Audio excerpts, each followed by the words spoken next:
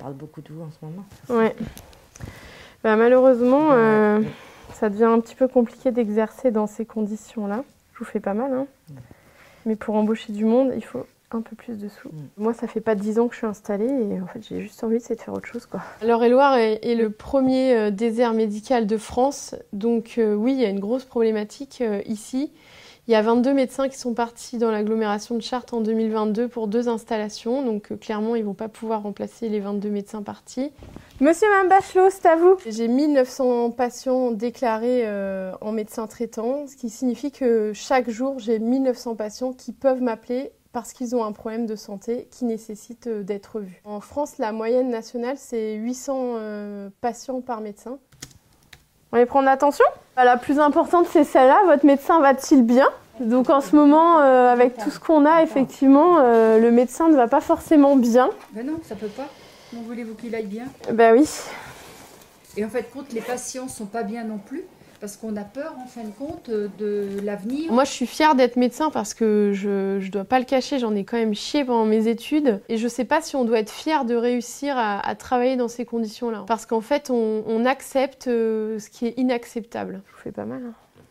J'arrive le matin, il y a les rendez-vous verts, donc c'est les rendez-vous qui sont pris à l'avance pour renouveler les traitements. J'ouvre mon agenda et donc je regarde les messages des secrétaires de patients ayant besoin de rendez-vous d'urgence. Et donc, je réserve 15 places par jour pour les urgences. Et là, par exemple, le 12 décembre, j'ai compté, il y a eu 46 appels pour une demande de rendez-vous d'urgence le jour même. Là, j'ai qu'une envie, c'est d'éteindre l'ordinateur et de rentrer chez moi parce que je me dis, oh là, je ne vais pas pouvoir gérer tout le monde. Du coup, on passe en situation d'urgence, c'est la guerre. Et je prie pour que tous ceux que je n'ai pas vus ou que je ne pourrai pas voir aillent bien. C'est nouveau?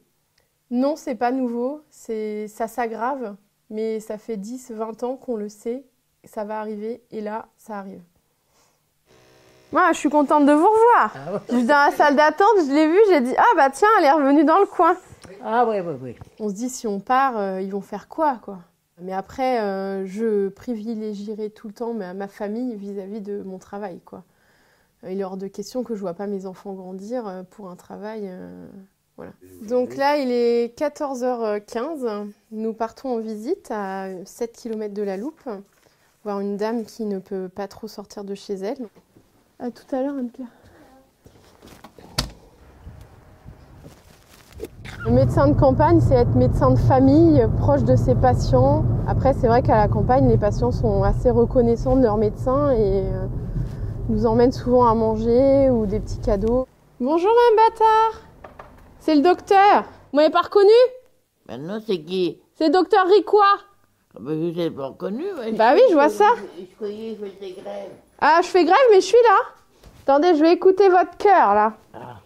C'est important pour le patient, ça lui fait une visite dans la journée parce que malheureusement, elle ne voit pas grand monde à part ses aides ménagères. Je pourrais passer un petit peu de temps avec elle, mais je ne peux pas parce que voilà, il est 14h38 et le patient de 14h30 est déjà au cabinet. Ce qui me fait tenir, moi, c'est que j'adore mes patients, j'adore la relation qu'on a tissée au fil des années. J'adore savoir que papy, il a fait son jardin, mamie a fait son tricot, on discute tricot. Vous allez bien? Oui, on peut dire. Hein. On peut pas. Son prédécesseur, une fois, nous a reçus, il était pas loin de minuit. Le soir, avec les rendez-vous, il y avait eu des urgences entre deux. Et je croyais qu'il avait terminé. Je lui ai dit, bon, bonne soirée, docteur. Il m'a dit, mais je dois encore passer à l'hôpital avant de rentrer chez moi. Donc je comprends tout à fait.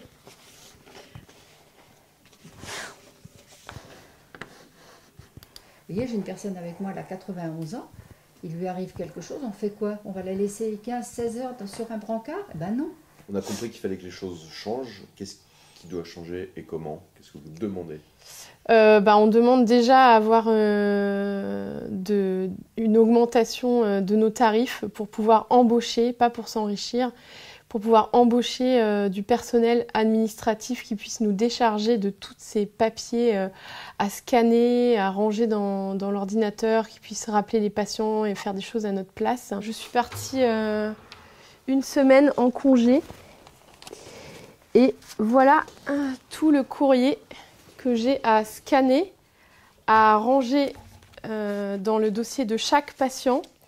Et à chaque fois qu'il y a eu un antécédent de santé pour un patient, je dois dans l'ordinateur le rentrer pour avoir des dossiers à jour.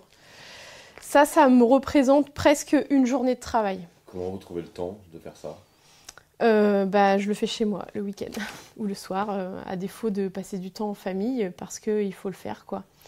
On espère que ça change et sinon, tant pis, on fera autre chose, mais on sera plus médecin, quoi.